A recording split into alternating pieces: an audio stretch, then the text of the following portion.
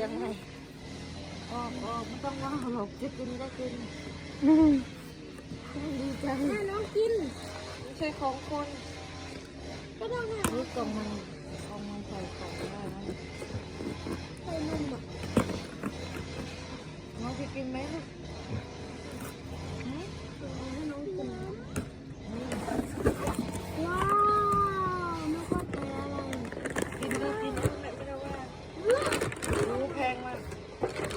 นี่ของแมวนี่ของหมาลูกหมากินได้เนี่ยแล้วก็ผสมกับข้าวลูกหมากินได้ไม่ต้องขอบคุณค่ะ